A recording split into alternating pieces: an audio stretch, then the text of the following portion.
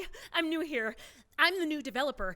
I am ready to build affordable housing. Well, that's great. Welcome to the team. So, what do you know so far about the job?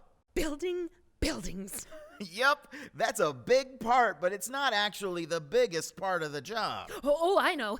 The biggest part of the job? Finding enough Legos.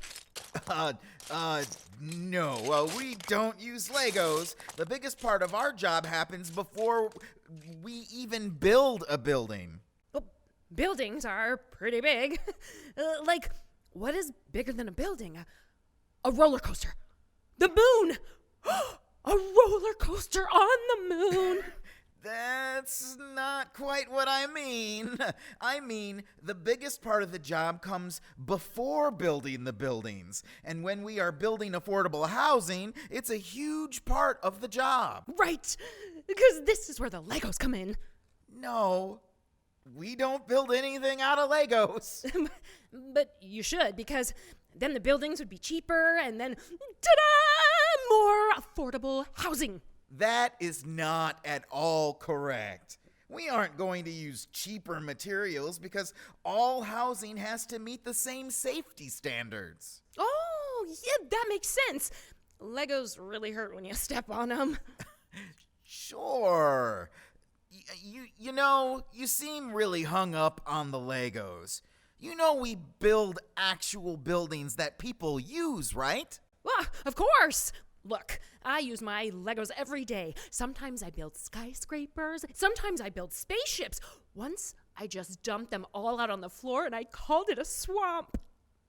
Okay, you're going to not be building swamps or spaceships. Really, most of the work you'll do is assessing a location's proximity to goods and services, communicating with city government, listening to neighbors, working with government agencies, finding investors, balancing spreadsheets, and attending conference calls. And then you will get to build buildings. I don't think this is the job for me. I know it sounds like a lot of work, and it is, but it's building buildings. Real buildings that make an impact on people's lives. Now, it's a lot of work, but, it's worth it. Oh, the amount of work doesn't scare me. I just realized why I like building with Legos so much. And why's that? Because my favorite part is after I build the buildings, I like to knock them buildings down and destroy them. Oh, no, we can't have you working with us. I agree. I'll just get in my Lego spaceship and go home.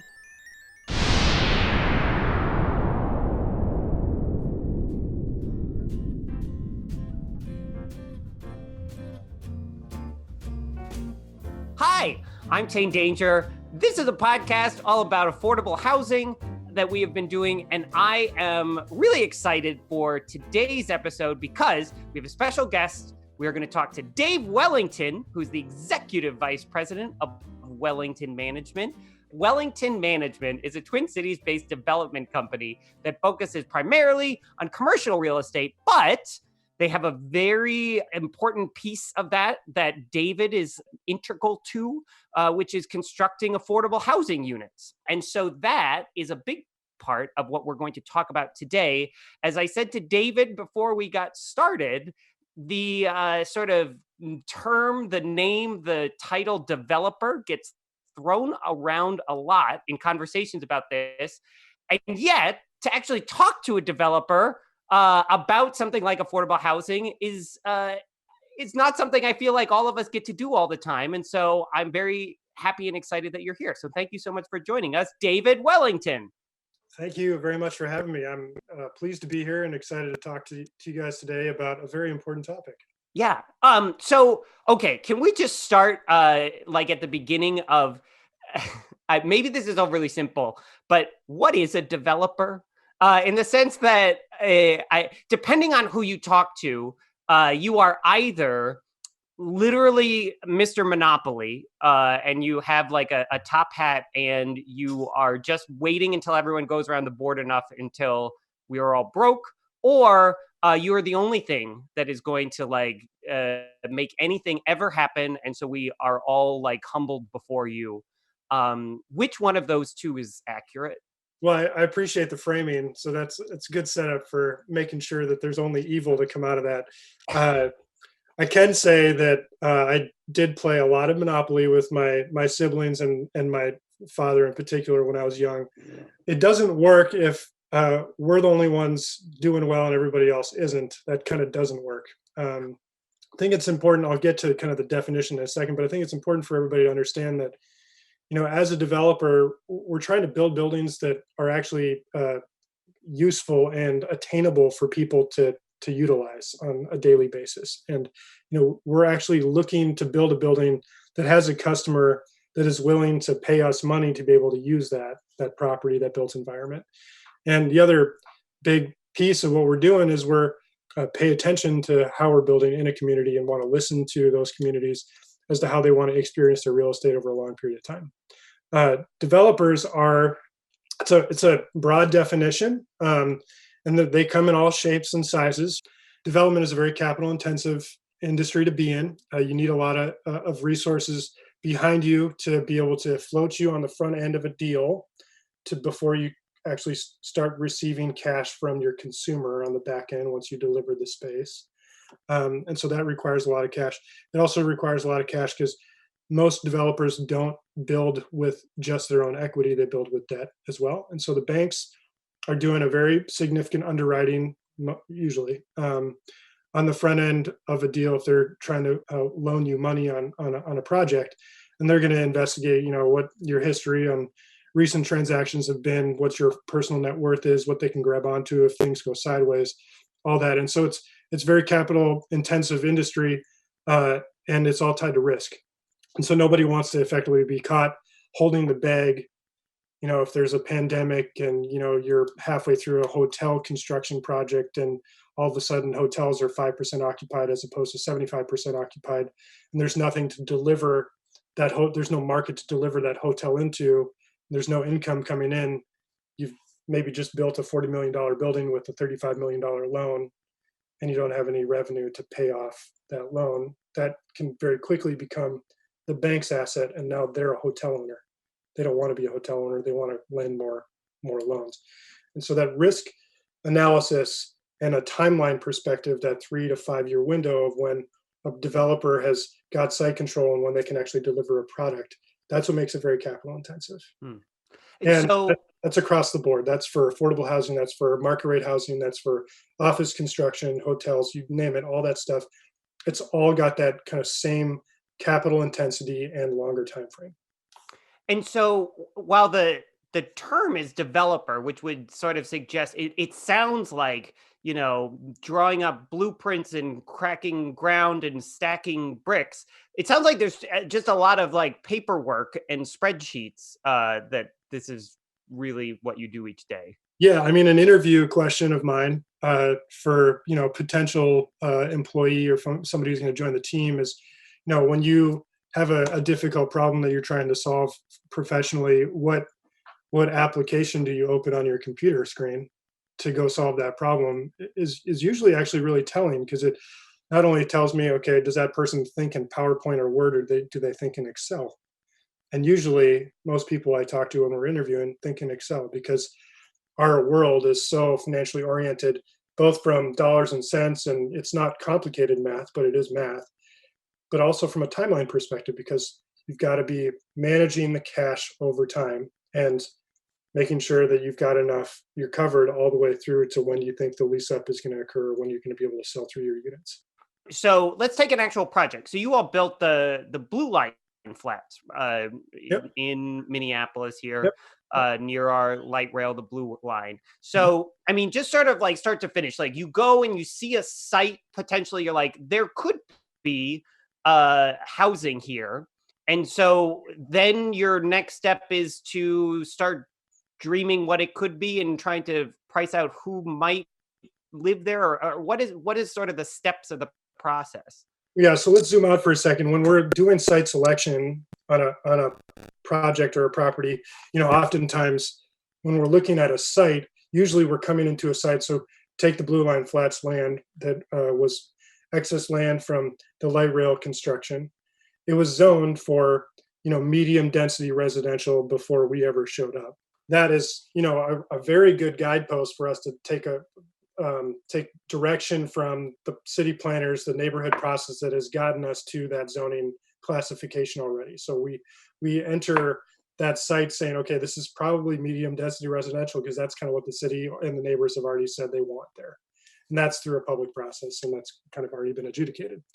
So that's kind of the first step. And then we have to be thinking about, okay, what are the site attributes that are guiding us towards what kind of residential, if we're going to take on that assumption that it's medium density residential. Well, as soon as you start thinking about, okay, proximity to light rail, proximity to retail, proximity to Highway 55, that is a great connection, arterial up and down into downtown, and obviously out to airport and other goods and services around the metro. So it's got great attributes from a site connectivity perspective and great community resources nearby. And Corcoran, Phillips, Longfellow, and Seward are all great residential neighborhoods that have good school systems and a lot of things going for them. Those are desirable neighborhoods.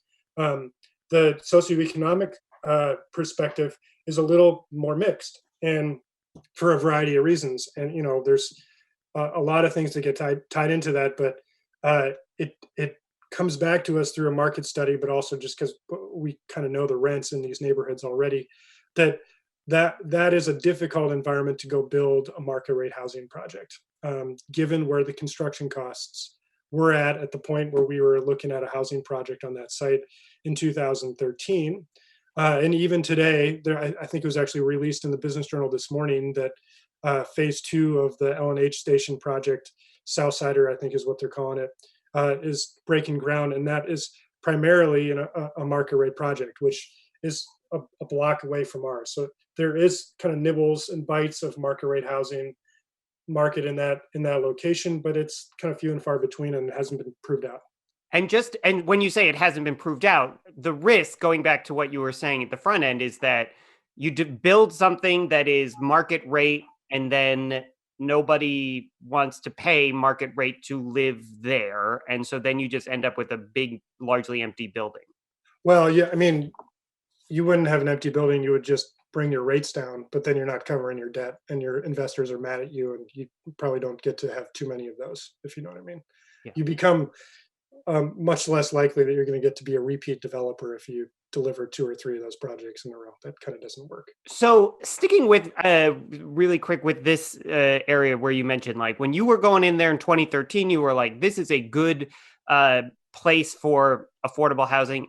Why do you build something that's affordable housing versus market rate? Is it because you're a good person, because you want there to be affordable housing in places, or is there an economic reason for doing it? I think there's in both the local and regional and national political dialogue, I think a lot of people are talking about housing being a right, and that's still, I think, being adjudicated or argued and debated at the national level in particular. But for the most part, there's relative consensus in our voting demographic in the urban core here that housing at some level should be a right for people, and that we do not want to have homelessness be such a persistent issue that we have in this metro, or really in any major metro in the United States of America. I mean, we should have dignity and housing for everybody, and I feel that strongly. What we're trying to do is use our resources and creativity to be able to deliver some of the supply for what feels like infinite demand of affordable housing that is in the major metro. And we have limited resources from a financial perspective to be able to do that, because every project that we deliver that's going to be affordable for 30 years, tied up, deed restricted, is going to have a capital stack that we can go and get on our own. So that's a loan from a bank and some equity on the front end of the deal that's ours. But there's a huge gap. There's 30 or 40 or 50 or 60%, depending on what the rent levels you get set at, where the capital needs to come from a different spot, needs to come from a subsidy or a philanthropic foundation or a government grant of some sort. And Because just to flesh that out again for people who this is brand new, so you're saying like to build a multi-unit affordable housing complex is going to cost, I'm going to just totally make up a number like $100 million. And just in order to keep the units at a rent level that is quote unquote affordable, like you will never earn back that amount of money, like with the rents alone. Is that yeah, kind of yeah, it? yeah. So let me try to flesh out that market Yeah. dynamic, because I think there's actually, this is where there's a lot of confusion. Yeah. So if we can spend some time on Yeah, this. yeah, that's why we're here. Yeah. So the economic reality is that it costs almost exactly the same amount of money per unit to deliver 1 unit of affordable housing in an apartment building as it does for 1 unit of market rate housing.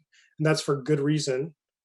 There are regulatory authorities like Minnesota Housing Finance Agency and others, City of Minneapolis, City of St. Paul, that say, these are our standards. If we're going to put money subsidy into an affordable housing project, we demand and we require that those units aren't crappy. They have to be, of a reasonable grade. And that grade is, the difference in grade between an affordable housing project and a market rate housing project is like 2 centimeter granite for the countertops versus, vinyl or whatever, linoleum. It's like, from a usability standpoint, I'll take the non-granite unit for my house. Thank you very much. Like, who cares? But I mean, it isn't, from a functionality standpoint, there isn't a lot of separation. And so maybe it's $5,000 or $7,000 per unit difference between an affordable housing unit and a market rate housing unit. Everything else is the same because of, we've got the same building codes and we've got the same regulatory environment otherwise. So you just don't have a huge separation where you can, save money because you're building an affordable project that you don't need to go get as much resource to cover the gap.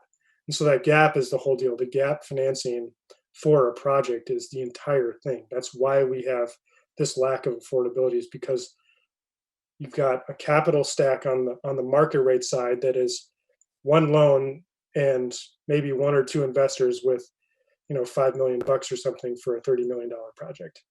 And they go buy a site and they go get the loan rigged up. They go hire the contractor and they go deliver, and they can get that done in 2, maybe 3 years. On the affordability side, same project scope, same number of units, same $35 million, $30 million project. You might be able to get a $15 million loan as opposed to 22. And so you got a $7 million gap because you don't have the income off of the market rate units. You have a gap between what market rate is, maybe 90% or 80% of area median income is where your market rate rents are. Well, if you're going to deliver 60% area median income rents for 30 years, that gap at 20% or 30% between that and market rate, that's a lot of income. And if the neighbors who are advocating strenuously to make sure that it's deeply affordable, not just this kind of fake affordable housing at 60% AMI, well, they want you to get down into the 30% world of area median income, which is, $600 or $700 a month as opposed to $1,200 a month. And that separation between market rate rents at $1,400 or $1,500 a month for a studio or 1 bedroom and $600 or $700, that is a lot of money. And so then all of a sudden, what you're doing, you're delivering really affordable units, but you can only get debt for 6 or 7 million. So you have to cover the gap back up to that 22 million. And that difference takes a lot of public resource to get there. And so thankfully, half of that usually is covered through what's called low-income housing tax credits. And so that LIHTC program has been around for 3 or 4 decades. And that's basically an annual grant from the IRS, $8 billion a year. And that goes, those are tax credits that fund equity into affordable housing projects like ours. And what that does, what that is a syndicator, like a financial institution, like a bank, for instance, like Bank of America or US Bank or Wells Fargo, they all have tax credit syndication houses inside their bank. And what they have is a big tax bill that they have to pay every year, and they'd rather go use tax credits as opposed to actually pay the tax bill. And so they'll use the tax liability, and they will fund into projects like ours. And so they'll stick $6, $7, $8 million of equity as a silent partner into a project like Blue Line Flats. We have $7.5 million of tax credit syndication equity in that project. We have $4 or $5 million in Lake Street Station, a couple blocks away, and that money sits in that project, funds the construction loan, and allows us to build a project. And all they want is for us to make sure that every tenant that comes in the door is income restricted, so they qualify from an income perspective, so that they don't lose the tax credit benefit that they've invested to receive over a 10 or a 15-year horizon. And so that's a big piece of the gap. So maybe that's half the gap that we have to go find. The other half, call it, $4, $5, $6 million, is usually a myriad of different sources of money. So that could be grants from the county, grants from the state, grants from the city, Affordable Housing Trust Fund, all these different TOD grants. There's I don't know, 10, 12, 15 of them.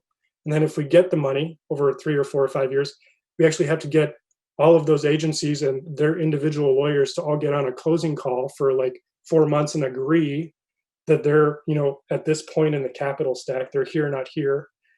And they're going to say, yes, we're good. We're getting our 7 units at 40%, and we're getting our 6 units at 50%, but they're going to be 88 units on the first floor. And we're paying for the benches in the parking lot. And I mean, it's very detailed work. And it's a complex negotiation with like 20 people.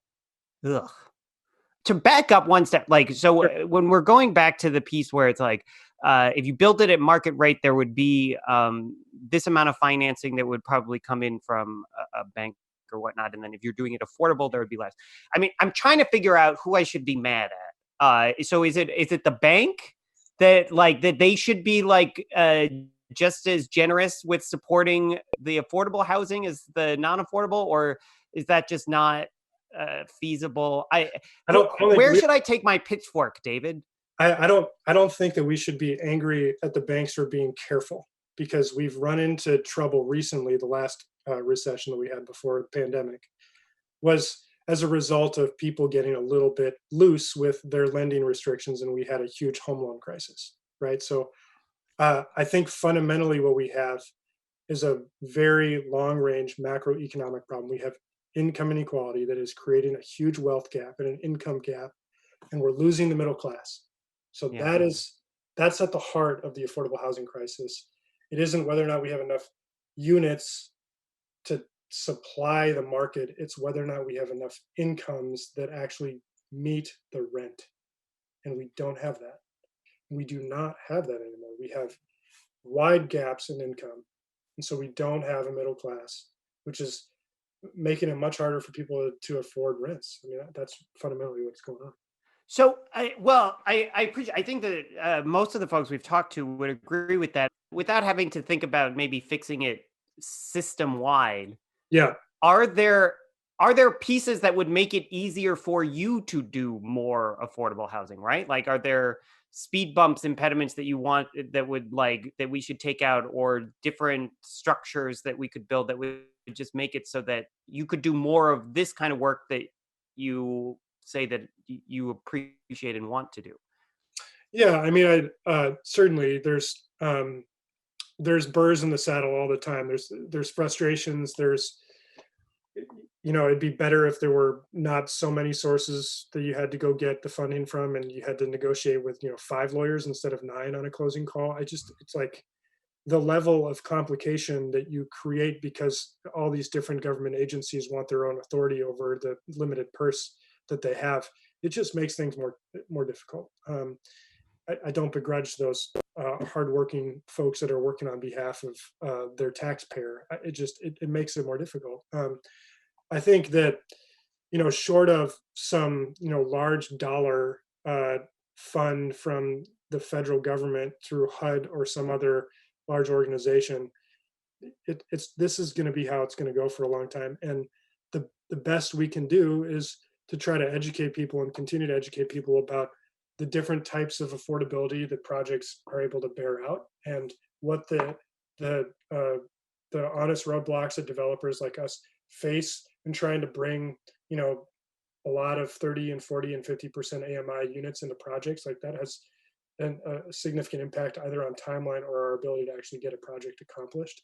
And so the expectation from, neighbors that they want to have really fight the good fight and get a ton of really deeply affordable units in a project, it slows it down or makes it impossible. And I hate to say I can't do something, but I'm going to tell you if I really believe that I can't do something. And that is one thing that I have to be pretty honest and candid with people in neighborhood meetings when they're kind of asking for the rents to, instead of being at 60% to be at 30% AMI. It's just really, it makes it almost impossible. And sometimes it is impossible. So We've had other guests on who say the closest that we've ever gotten to addressing this is that period in like the 50s, 60s, even into the early 70s, where the government was just building a lot of stuff for, like, they were building affordable housing complexes, they were building homes, they were just much more involved in the sector.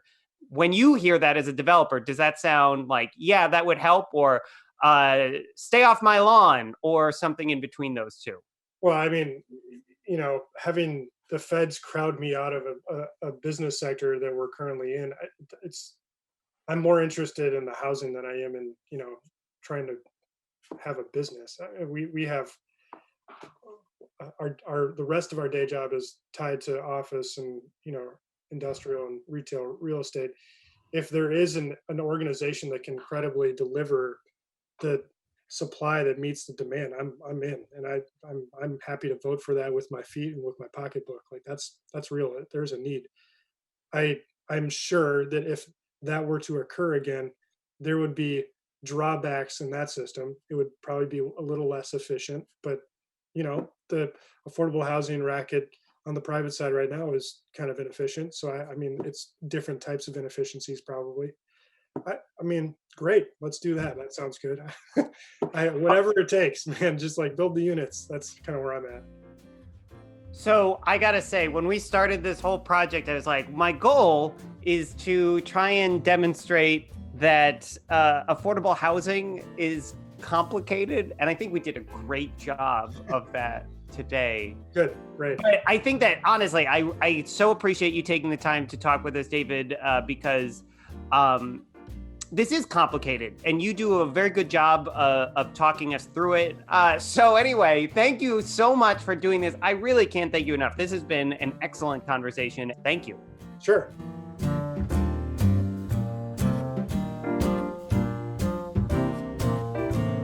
Thank you so much for listening to this installment of our podcast on housing and affordable housing. This episode was produced by Kelsey Dills McGregor, with help from Brandon Bode and me, Tane Danger. We'd like to thank our head scriptwriter, Heather Meyer, and actors Duck Washington and Aaron Roberts. Our music is by Dan O. Funding was provided by Prosperity's Front Door. On behalf of everybody with the Theater of Public Policy, thank you so much, and we will see you next time.